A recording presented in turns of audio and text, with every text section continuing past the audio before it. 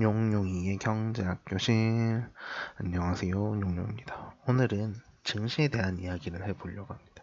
현재 우리나라 증시를 보면 지금 변동성이 매우 확대되어 있는 상황이거든요.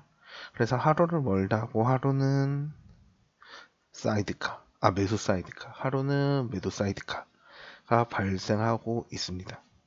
그럼 우리나라의 증시에서의 변동성이 왜 커지고 있는가? 라는 이야기를 다시 조금 해볼 필요가 있다라고 저는 생각을 하고요.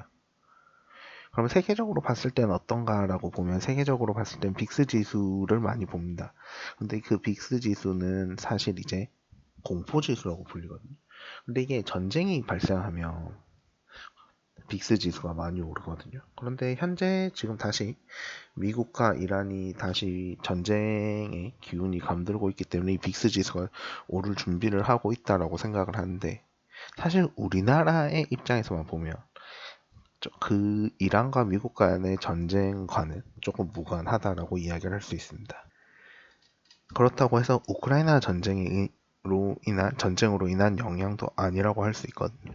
근데 사실 우리나라에서 지금 사이드카가 발생하고 서킷 브레이커가 발생하는 모습들을 보면, 그래서 우리나라의 변동성의 크기를 보면 사실 우리나라는 누군가와 전쟁을 하고 있는 느낌이긴 합니다. 우리나라의 증시에서 가장 큰 리스크가 무엇이냐라고 이야기를 하면 저는 지정학적 리스크라고 생각을 하거든요. 그러면 그 지정학적 리스크에서 가장 큰 영향을 미치는 게 어디냐라고 보면 북한입니다. 그렇기 때문에 우리나라 증시에서 북한이 미치는 영향은 절대 작지 않다라고 생각을 해요. 그런 상황 속에서 현재 변동성을 만드는 거 사실 거의 한국 전쟁 수준이라고 저는 생각을 하거든요. 그래서 지금 현재 우리나라 증시에 대해서 사람들이 비트코인을 하다가 온 사람들, 증시에서 하루 움직임이 최대 플러스 30, 마이너스 30%잖아요. 그렇기 때문에 변동성이 작다라고 생각을 하는 경향이 있을 수 있을 것 같은데, 우리나라의 증시만 보던 사람들 입장에서는 지금 매우 커진 상태인 거는 명확한 사실인 것 같습니다. 그러면 우리나라의 증시에서 왜 이렇게 변동성이 커졌는지에 대한 고민을 좀 해볼 필요가 있는데요. 저는 가장 큰 건 사실 현재 이제 삼성전자나 하이닉스 단일 종목에 대해서 레버리지 상품이 반영되었기 때문이라고 생각을 하거든요. 그럼 이런 레버리지 상품들이 왜 만들어졌는가에 대한 고민을 조금 해봐야 된다고 생각을 하고요. 그 근본적인 문제를 오늘은 고민해 보도록 하겠습니다. 그래서 오늘은 600조가 만든 기적이라는 이야기를 할 거고, 이 기적은 사실 매우 부정적인 기적이 될 겁니다. 우선 보면 올해 6월까지 해서 지난해 대비 개인 투자자가 12만 명 증가했다라고 합니다. 투자 금액도 약 260조 정도가, 개인 투자자들의 투자 금액만 봐도 260조 정도가 증가했고요. 그런 상황 속에서 보면 이 260조가 어떻게 만들어졌는가 하면 사람들이 연금 보험이나 연금 저축을 판매한 경우도 있고요.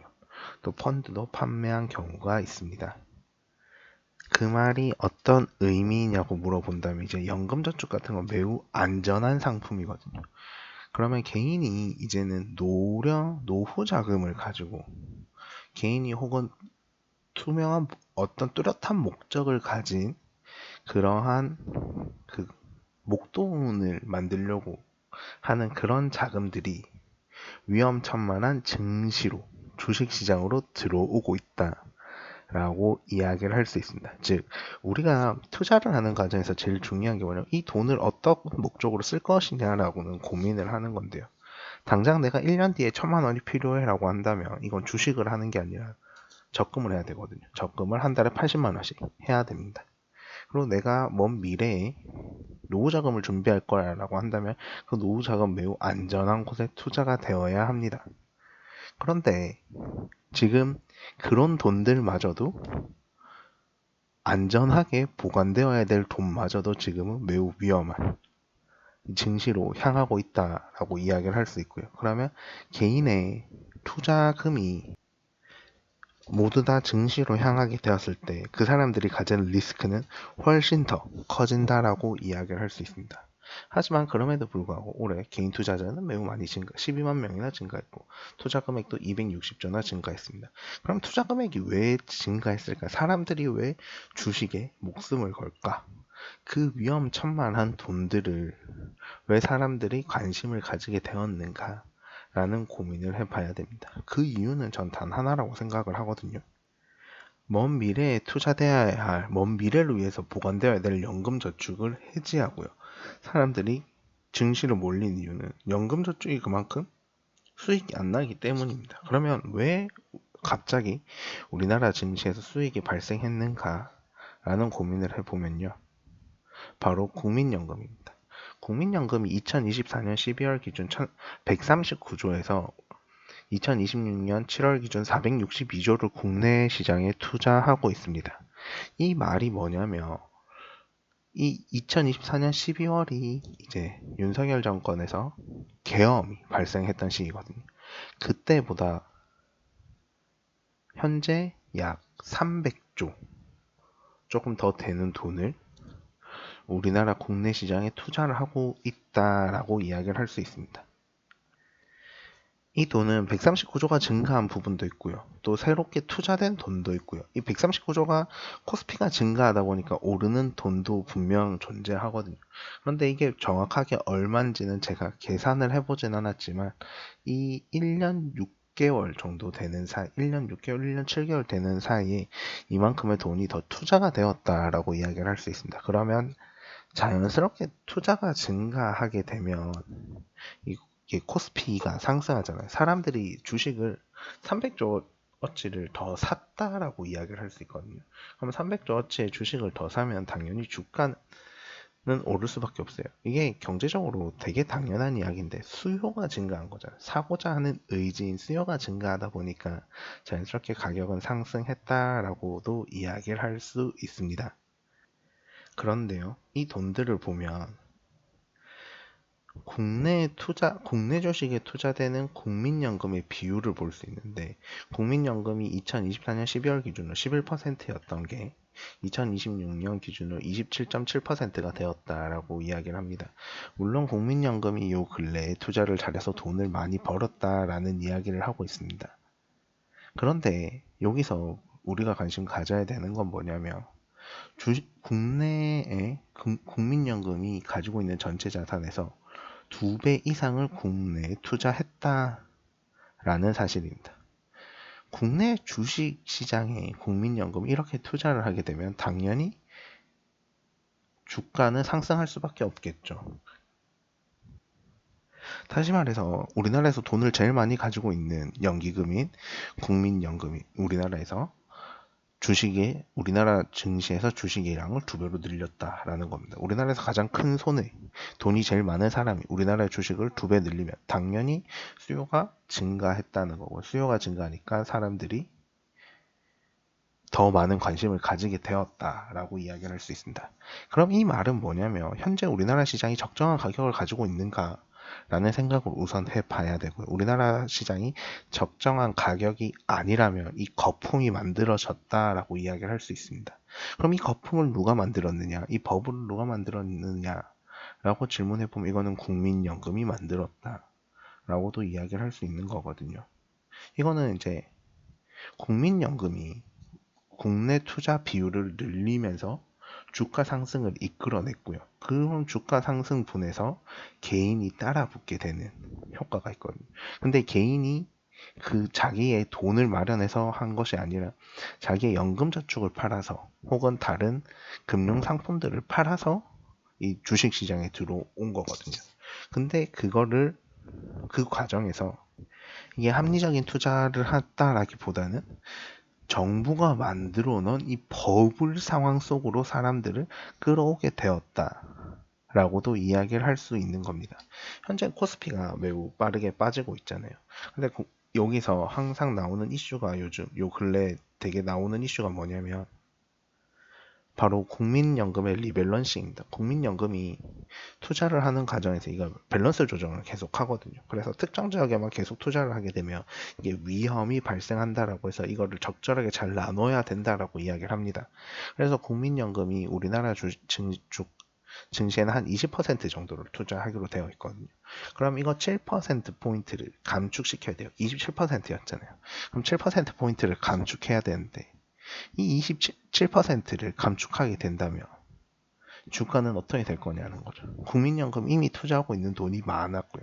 국민연금이 투자를 통해서 늘려놓은, 이 상승시켜 놓은 코스피 시장에서 개인이 여기에서 더 올라오면서 더 높여놨고요. 그런데 이때 국민연금이 빠진다라고 이야기를 하면 이 국민연금이 만들어 놓은 버블에 사람들이 주식을 사게 되고요. 그래서 국민연금이 빠지게 되면서 거품을 빠지게 된다면 고스란히 피해를 보는 건 사실 개인이거든요. 개인이 사실 정보나 이런 자금의 힘이나 이런 걸 봤을 때 매우 약한 게 증시 시장입니다. 왜냐하면 증시에서는 아니 투자 시장에서는 돈이 많은 사람의 힘이 강할 수밖에 없거든요.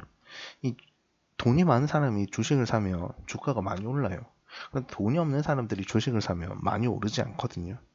그런 상황을 봤을 때 이 거품을 이게 거품이라고 이야기를 한다면 이 거품을 누가 만들었느냐? 라고 하면 국민연금이 만들었다라고 이야기를 할 수 있습니다. 국민연금이 물론 돈을 많이 벌어서 이게 다시 개인에게 돌아간다면 충분히 이게 보상이 될 수 있겠다라고도 이야기를 할 수 있는데요. 사실 이건 되게 못된 방식이거든요.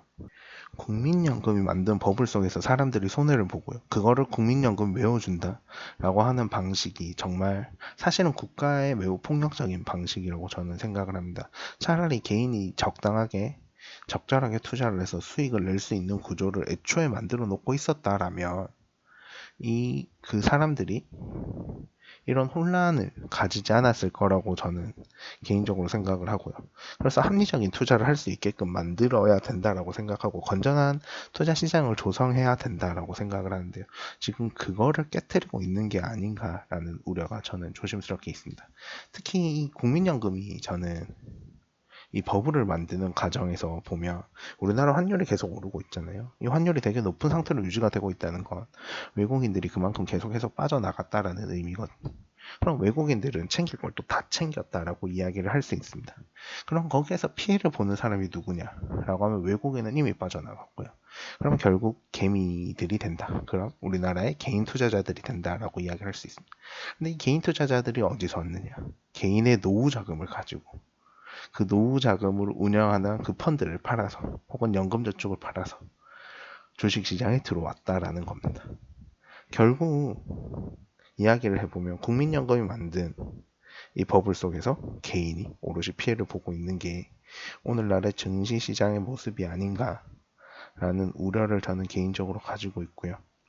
더불어서 건전한 시장을 만들고 건전한 투자 분위기를 조성해야 되는 국민연금과 정부가 오히려 버블을 일으키면서 사람들을 현혹시킨 것이 아닌가 하는 우려가 조심스럽게 있습니다. 질문 있으시면 댓글로 남겨주시고요.